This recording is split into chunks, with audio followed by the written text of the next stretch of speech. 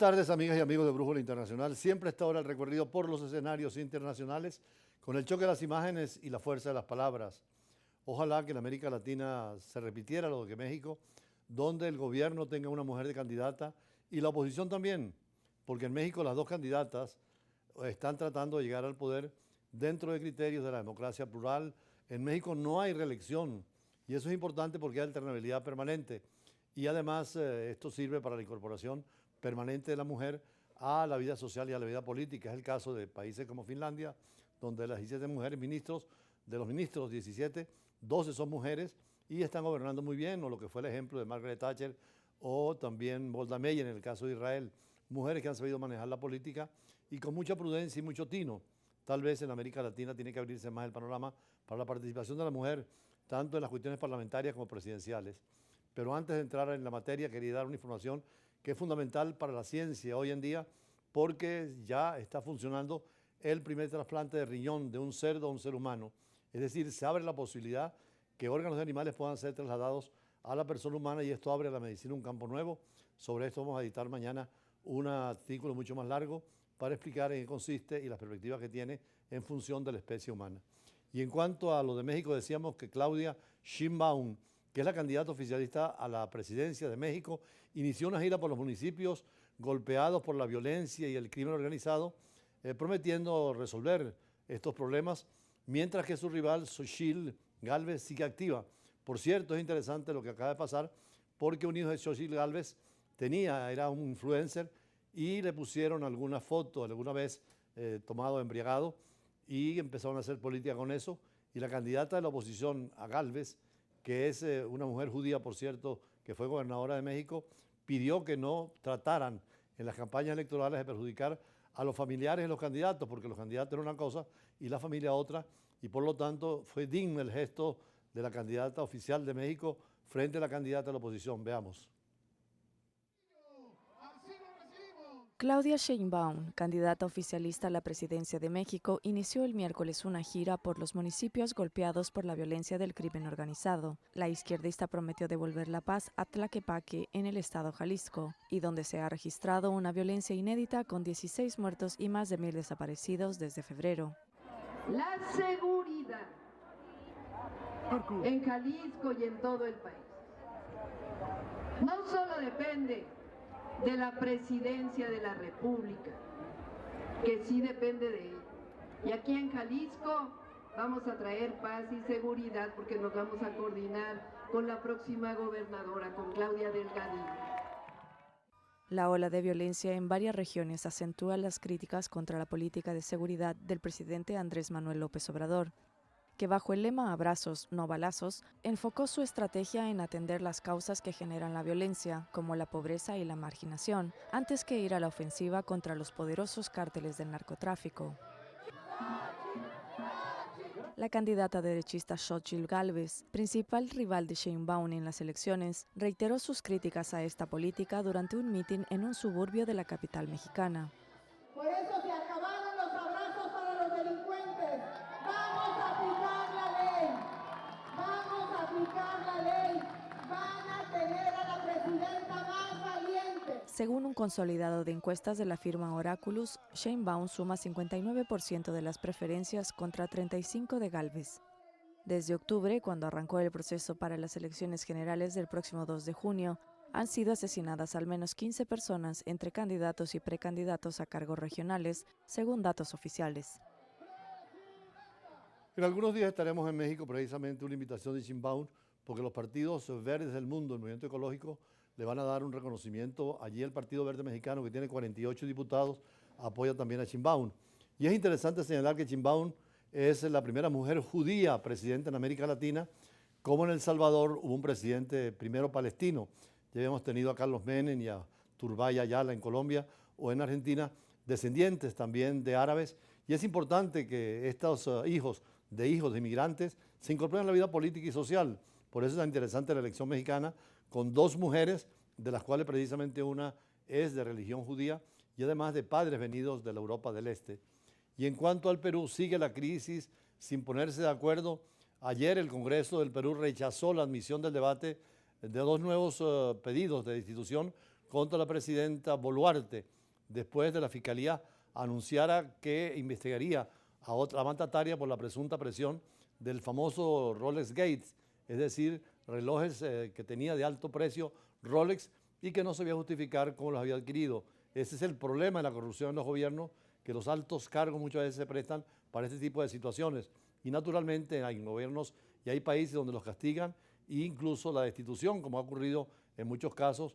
Es el caso de Estados Unidos, donde el impeachment permite quitar a un presidente, como pasó con Nixon, y en América Latina algunas constituciones así lo prevén. Pero veamos el caso del Perú.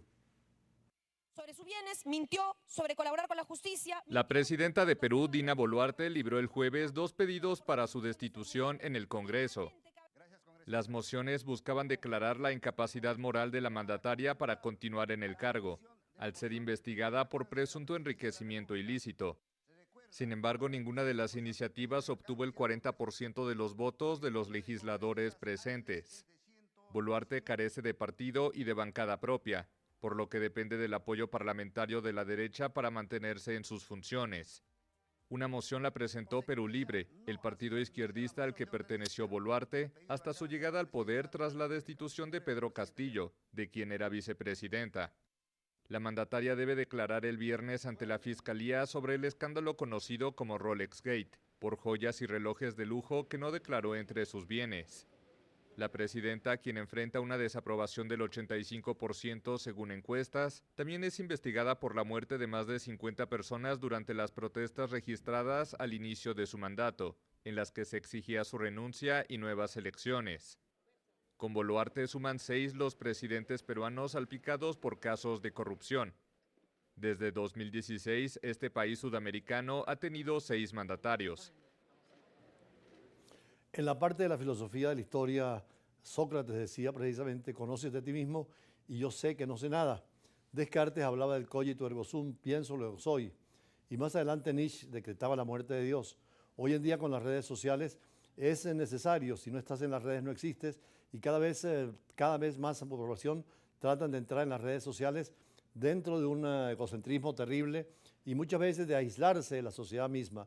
Por eso vimos las estadísticas mundiales sobre qué número de personas y qué países, en qué continentes están más atados al Internet y sobre todo a la inteligencia artificial. Es una nueva era. Estamos ya en la parte final de un proceso con la revolución tecnológica en los medios de información y comunicación y particularmente con las universidades, el trabajo, en todo va a estar presente en las redes sociales y así lo vemos cada día. Es parte del editorial de hoy y después las entrevistas de siempre.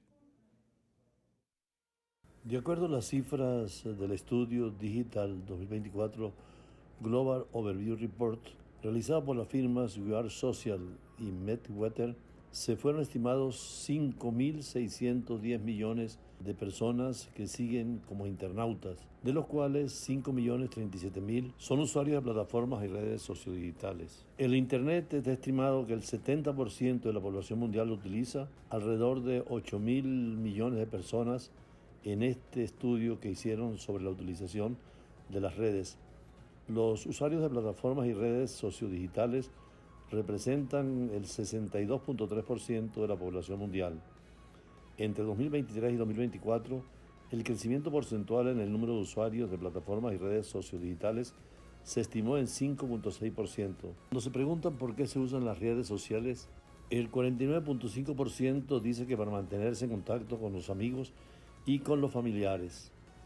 El 38.5% se refiere a que las utilizan para ocupar mi tiempo libre y un 34.2% que se dedican a leer la información nacional e internacional.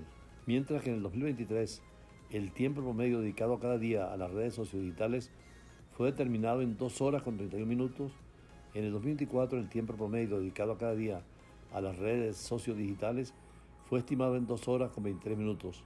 En los principales países de América Latina se estima el tiempo que consumen en las redes sociales unas 4 horas de cada día.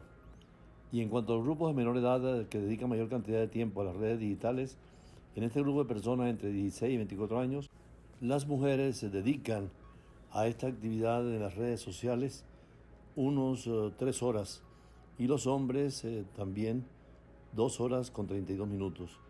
En cambio, las personas de 55 a 64 años dedican menos tiempo a las redes sociodigitales. Las mujeres 1 hora con 46 minutos y los hombres 1 hora con 31 minutos.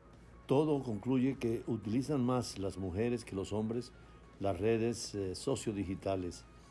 En 2023, el tiempo dedicado a las redes sociodigitales representaba el 38.1% del tiempo diario en Internet. En 2024, el tiempo dedicado en las redes sociodigitales descendió al 35.8%. Del tiempo total en Internet, los latinoamericanos dedican alrededor de 43% en las redes sociodigitales. En el 2024, las redes sociodigitales de la plataforma con mayor cantidad de usuarios son Facebook con 3.049.000 usuarios, YouTube con 2.490.000 usuarios, WhatsApp con 2.000 millones de usuarios, Instagram 2.000 millones de usuarios y usuarios en TikTok 1,5 millones de usuarios.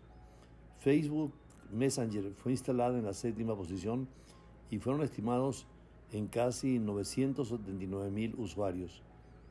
Threads, la plataforma en la cual Mark Zuckerberg pretendía competir con X de Elon Musk, ni siquiera figura en la relación de los 15 redes sociodigitales y plataformas con mayor número de usuarios, según lo asentado en el reporte Digital 2024 Global Overview Report. Es importante señalar que de acuerdo a algunos estudios científicos y técnicos, señalan que los videojuegos pueden ayudar a los jóvenes a desarrollar habilidades tales como la resolución de problemas, cooperación en equipo, comunicación y pensamiento analítico. La compañía Xbox trata de fomentar el aprendizaje de sus usuarios a través de un podcast basado en videojuegos disponible en Game Pass. Se trata de un Xbox Field Trips, una serie de experiencias o recorrido de aprendizaje en audio. El principal objetivo es realizar cómo los videojuegos son mucho más que solo entretenimiento y sirven para la educación, especialmente en los primeros años de la vida. Hasta ahora podemos encontrar en las redes, en Xbox Field Trips, juegos con resolución de problemas y pensamiento analítico, trabajo en equipo y delegación de tareas, creatividad e innovación, concentración y atención, motivación y jerarquización, estrategia y toma de decisiones y planeación y adaptabilidad, además de proyectos y programas referidos a la conservación del ambiente.